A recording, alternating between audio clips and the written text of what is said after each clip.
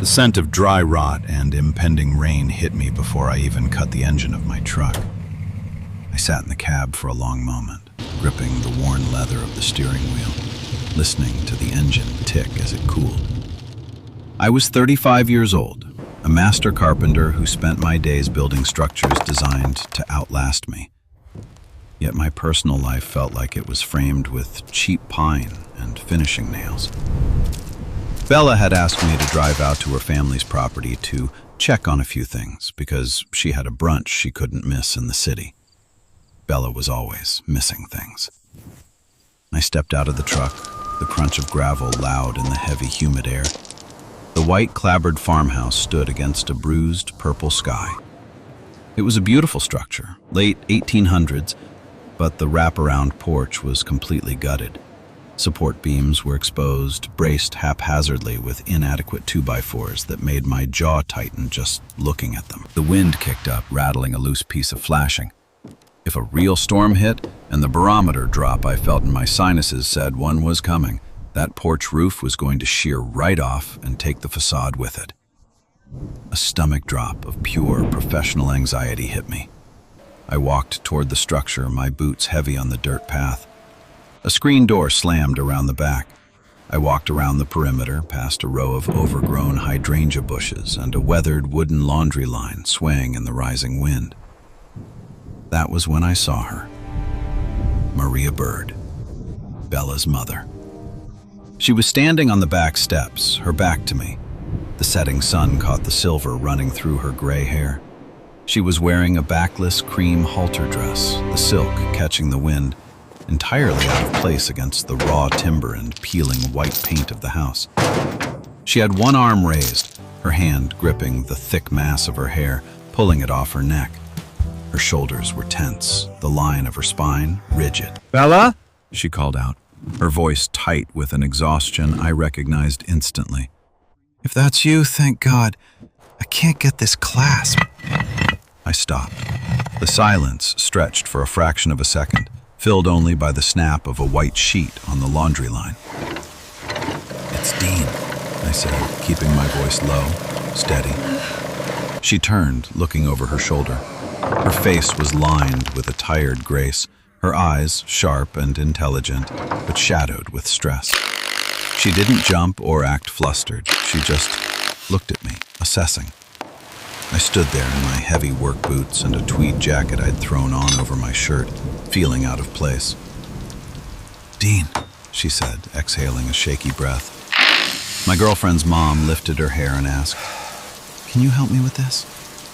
I walked up the 2 wooden steps. I didn't look at the curve of her back or the exposed skin. I looked at the small pearl buttons and the tiny metal hook at the nape of her neck. "Hold still," I said, my voice flat, a professional command. I wiped my calloused hands on my jeans to make sure there was no sawdust or grease on them. I reached out. The moment my fingers brushed the cool metal of the clasp, I focused entirely on the mechanical action. A small metal hook, a tiny fabric loop. I guided the hardware into place. The click was barely audible over the wind. "Got it," I said, immediately stepping back, shoving my hands deep into my pockets. The distance felt necessary, a grounding wire for an unexpected tension. Maria let her hair fall. She turned to face me fully, her expression guarded. "Thank you. Bella didn't mention you were coming." "Bella had brunch," I stated bluntly, my CS30 flaw bleeding through. "She said you needed an eye on the contractor's work. But looking at your front porch, you don't need an eye. You need a structural engineer and a miracle." She rubbed her temple, a micro-tell I filed away immediately. "The contractor walked off the job this morning," Maria said, her voice dropping a fraction of a decibel. "We have a dispute over the payment schedule. He wants 50% of the remaining balance before he finishes the load-bearing columns. The contract clearly states payment upon inspection." "He left it braced like that?" I asked, pointing a thumb toward the front of the house. "He said it's fine for the weekend." "It's not fine for the next 4 hours," I said, stepping past her to look at the sky. "You've got a front moving in." The wind load on that unsupported roof span is going to tear the ledger board right off the house. Who did the temporary shoring? His crew. Maria crossed her arms. The silk of the dress shifted, but I kept my eyes firmly on the rotting fascia board above us. I have the Historic Preservation Board coming in 2 days. If this house isn't secured, they pull my grant. If I lose the grant, I lose the property. The property war she was fighting was written in the tense lines around her mouth. "Take the dress off," I said. She blinked, startled. "Change into work clothes," I clarified, my tone clipped, precision focused. "I need someone to hold a flashlight and hand me structural screws.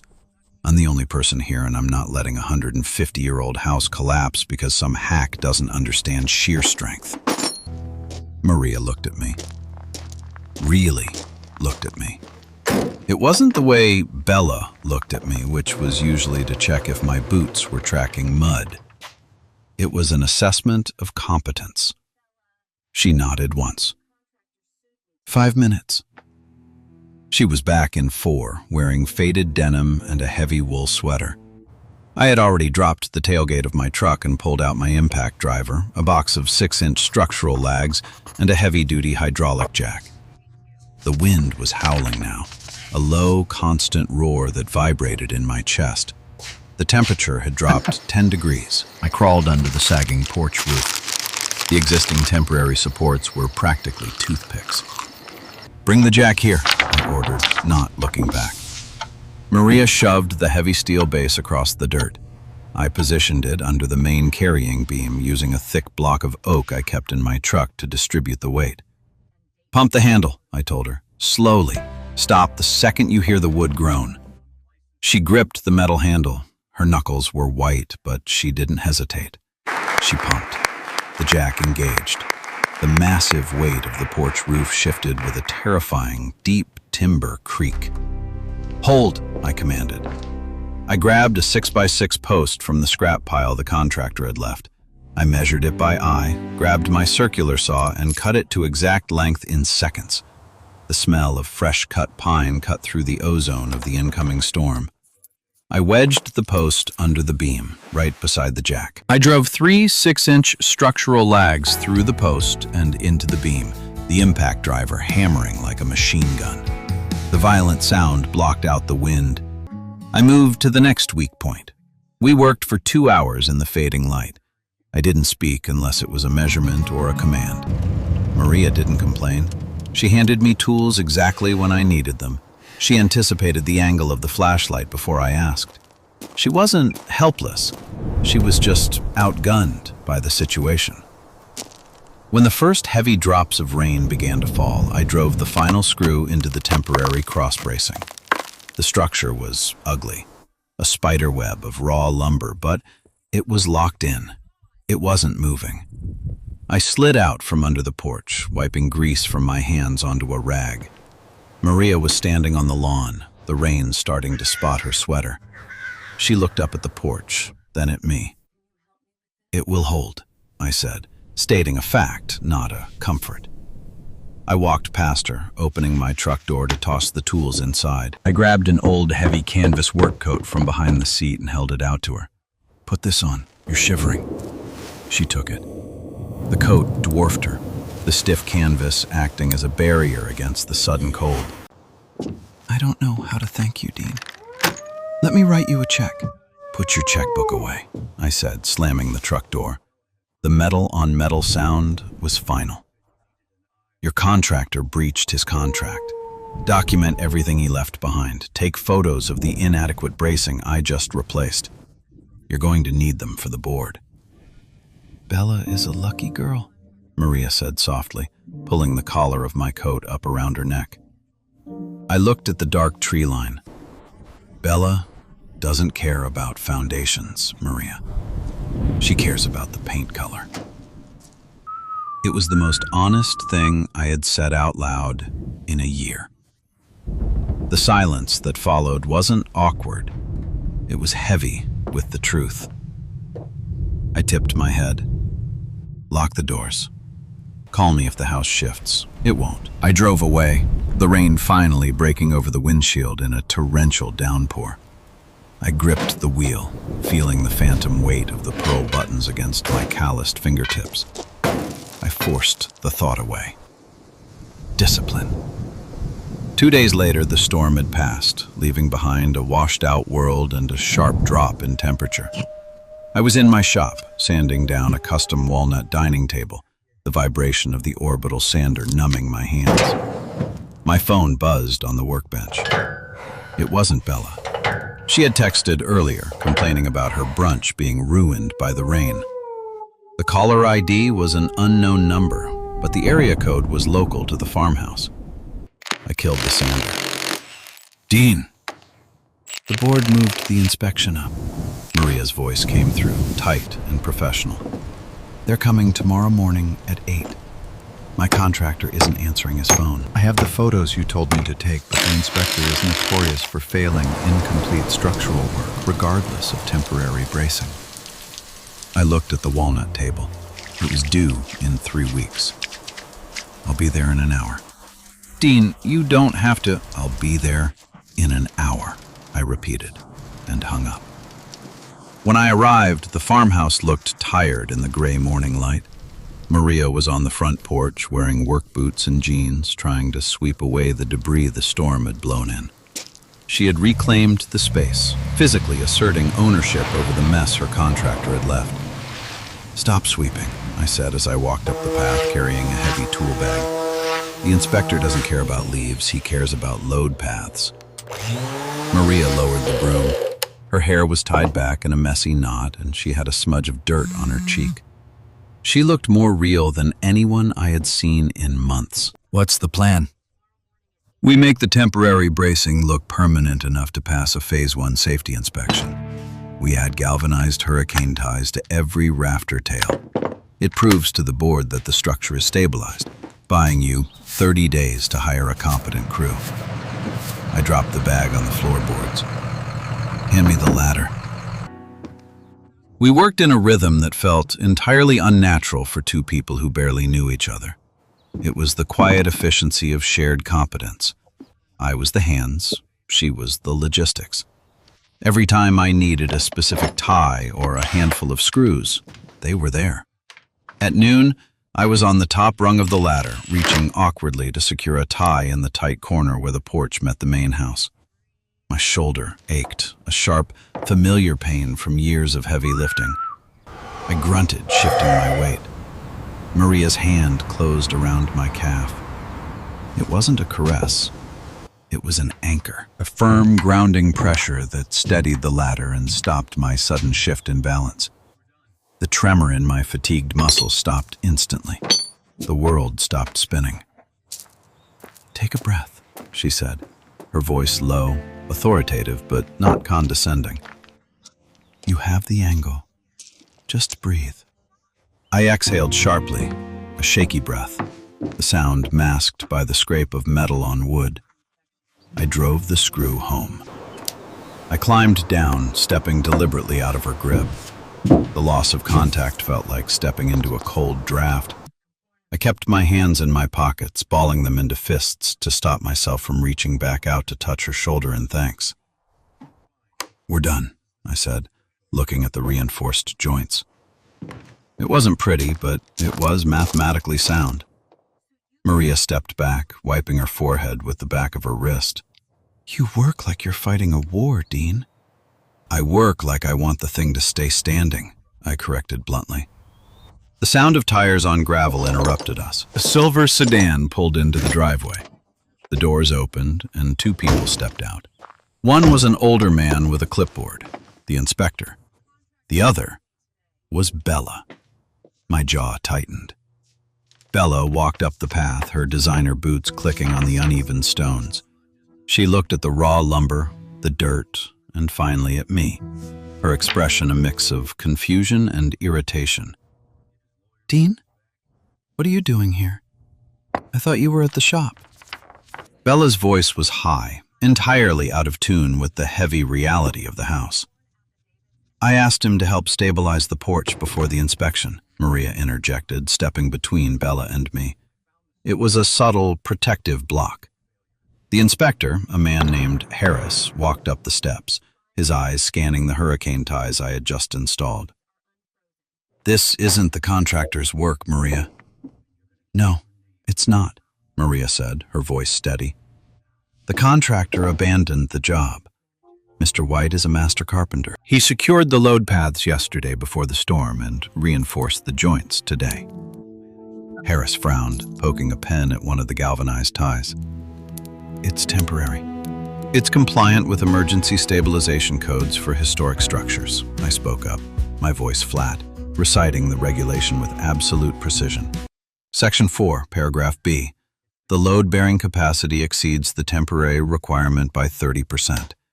You can fail the finish work, but you can't fail the safety. Harris looked at me, assessing the calluses on my hands and the brand of my tool bag. He wrote something on his clipboard. "Fine. It passes the safety threshold. You have 30 days to get a licensed crew to finish the permanent columns, or the board revokes the grant." He turned and walked back to his car. Maria let out a breath she had been holding. The crisis was averted. For now. Bella crossed her arms. "So you've been doing charity work for my mother instead of answering my texts?" I looked at Bella. The void I had been feeling for months suddenly crystallized into absolute clarity. I wasn't just tired of her shallowness. I was suffocated by it. I looked at Maria, who was watching me, her expression unreadable, maintaining a careful, respectful distance. "It's not charity work, Bella. It's structural integrity, something we don't have." I packed my tools into the bag, the metallic clatter loud on the porch. "I'll pack up my things from your apartment tonight." Bella blinked, the irritation morphing into shock. "Are you serious? Over a porch?" "Over everything," I said. I didn't yell. I didn't need to. The fact was simply the fact. I walked past her toward my truck. I didn't hear from either of them for 3 days. I worked in my shop, the rhythm of cutting and sanding failing to quiet the noise in my head. I kept thinking about the way Maria had held the ladder, the grounding wire, the transfer of stability. On a Thursday evening, the heavy roll-up door of my shop rattled. I turned off the lathe. Maria stood in the doorway. She wasn't wearing a silk dress or work clothes. She wore a simple, dark coat against the evening chill. She held a thick manila folder. "I heard about you and Bella," she said, her voice echoing slightly in the large, cavernous space. "There's nothing to hear. It's done." I wiped my hands on a shop towel. "Is the house shifting?" "The house is fine," she said, stepping inside. She looked around the shop, taking in the order, the precision of the tools lined up on the walls. She walked over to the workbench and set the folder down.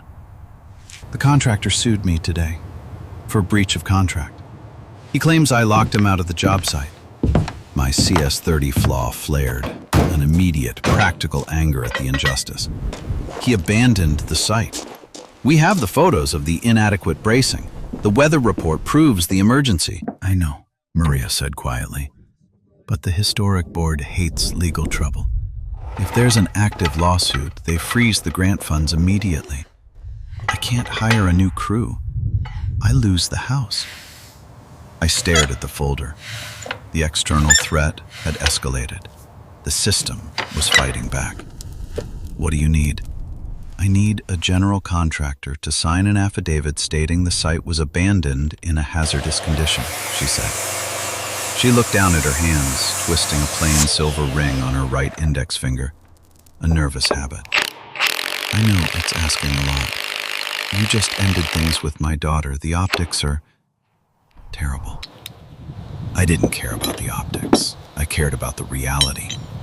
I walked over to the workbench, picked up a pen, and flipped open the folder. I read the legal notice fast. It was boilerplate intimidation. I pulled a blank sheet of paper from my clipboard. "I'm not just a master carpenter. I hold a general contractor's license," I said, my voice steady. I began to write, my handwriting sharp and blocky. I detailed the exact failure of the shear bracing, the lack of load-bearing support, and the imminent threat of collapse. I listed the specific tools and materials I used to save the structure. I signed my name at the bottom. I handed her the paper. Submit this with the photos. If his lawyer pushes back, give them my number. I'll testify. Maria took the paper. Our fingers brushed. I felt the sudden urge to close my hand over hers, but I locked my muscles, stepping back, putting the workbench between us. The restraint was a physical ache. "Thank you," she whispered. The cavernous noise of the shop suddenly felt completely silent. A quiet room where the chaos of the outside world couldn't reach us. The next 2 weeks became a routine of survival and logistics. Bella had moved on quickly, texting me only once to demand I return a coffee maker. I bought a new one and left it at her door. My focus shifted entirely to the farmhouse. With the grant funds temporarily frozen while the lawyers fought, Maria couldn't afford a crew. So, I became the crew. I showed up every evening after my shop closed. We didn't talk about Bella. We didn't talk about feelings. We talked about load paths, weather sealing, and trim work. We ate cheap takeout on the tailgate of my truck in the dark, the silence between us comfortable, heavy with unspoken things. I volunteered for the hardest jobs. I crawled in the mud to check the foundation piers. I took the roof work in the biting wind. I made sure she stayed grounded, handing her the easy tasks, creating a safe perimeter around her where she didn't have to be the boss fighting the world. One night, the temperature dropped near freezing. We were installing the final permanent cedar columns on the porch. The heavy timber required precise alignment. "Lift your end. 1/2 inch," I grunted, my shoulders screaming as I held the weight of the massive beam. Maria strained, pushing the wood upward. She was shivering, her breath pluming in the cold air. She slipped. The beam dropped a fraction, pinching my hand against the ledger board. I didn't yell. I clamped my jaw shut, holding the weight with brute force. "Step back," I managed to say calmly. She saw the blood on my glove. "Dean!" She panicked, rushing forward. "Stay back, Maria. It's fine." I braced my knee under the timber, freeing my hand, and shoved the column into its saddle. I drove a temporary pin through the metal bracket to hold it. Only then did I step back, pulling off the ruined leather glove. The cut across my knuckles was shallow but bleeding freely. Maria was there instantly. She didn't ask, she just took my hand. She pulled a clean cloth from her pocket and pressed it against the cut. The touch wasn't sensual. It was a transfer of stability. The tremor in my adrenaline-soaked muscles ceased. "I'm sorry," she said, her voice shaking. "It's a scratch," I stated bluntly, my eyes focused on the top of her head. I wanted to pull her against my chest to block the wind. Instead, I stood perfectly still, letting her manage the minor wound.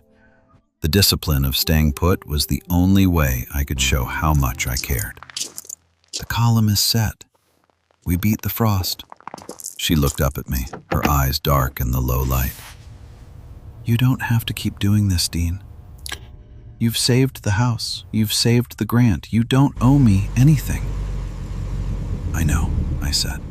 I pulled my hand back gently.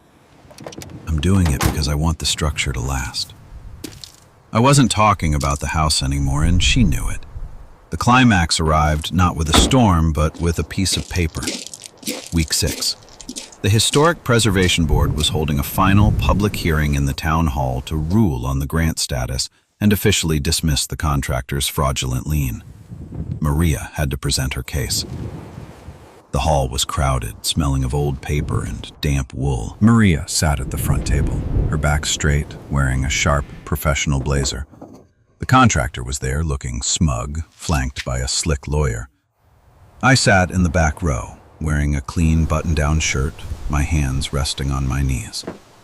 The board chairman, a stern woman with reading glasses, reviewed the file.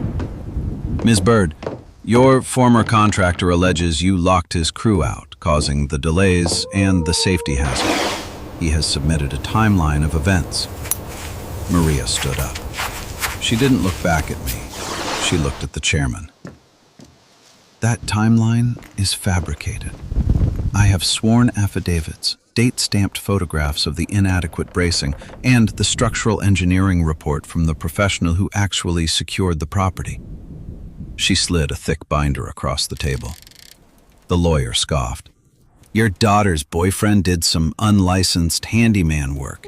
It doesn't negate a binding contract. I stood up. The wooden chair scraped loudly against the floor. The room went quiet. I'm a licensed general contractor. License number 84-299, I said, my voice projecting clearly across the room without needing to yell. I found the site in a state of imminent structural failure. The bracing left by that man's crew violated 3 separate building codes. If I hadn't intervened, the facade would have collapsed during the storm. The photographic evidence in that binder matches the structural reality. You can send any engineer to verify it. The contractor glared at me. The chairman looked at the binder, then at the contractor. Is this true? Did you leave a temporary shoring that failed code? The contractor stammered, looking at his lawyer. The silence was an admission of guilt. The lien is dismissed, the chairman ruled, striking her gavel. The grant funds are unfrozen. Ms. Bird, the board commends your diligence in protecting a historic asset. The room exhaled. The meeting adjourned. Maria packed her papers into her briefcase. She walked down the center aisle. The contractor's lawyer stepped into her path. You got lucky, Maria, the lawyer sneered quietly. Next time you need a bailout, try not to sleep with the hired help. I was there in 2 strides. I didn't raise my fists, I didn't shout. I just stepped between Maria and the lawyer, invading his personal space just enough to make him physically uncomfortable. I looked down at him, my expression dead flat.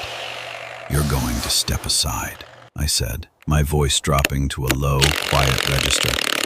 And you're going to keep her name out of your mouth.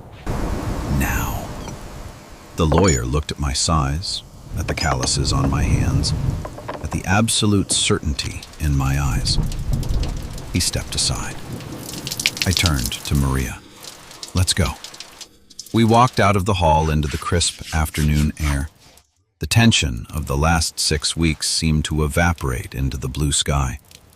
We stood by my truck. You defended me, she said quietly, looking at her briefcase. I stated facts, I replied. You won the hearing. You brought the proof. She looked up at me. The vulnerability in her eyes was striking. I'm tired of fighting alone, Dean. She took a step closer. She didn't wait for me to initiate. She reached into her pocket and pulled out a heavy brass key. She held it out to me. It wasn't a romantic gesture. It was a practical transfer of access. I hired a new crew to finish the paint and landscaping. But I need a project manager, someone I trust to make sure the foundation stays strong. I looked at the key.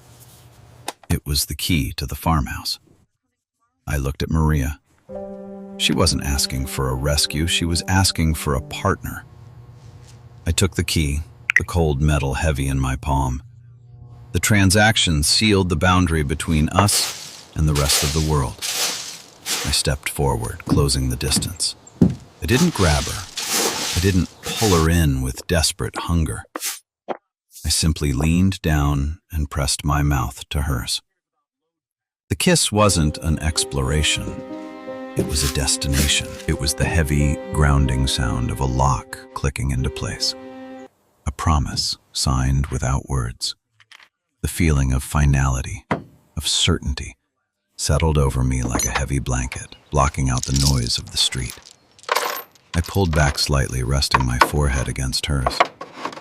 I'll manage the project, I said, my voice a soft rumble. And everything else. Closing thoughts. I learned that true strength isn't about grand, chaotic gestures. It's about the quiet discipline of showing up, fixing what's broken, and building a foundation that can weather any storm. Real love isn't dramatic. It's the consistency of someone who makes sure you are safe. Please like and subscribe so we can share more stories like this.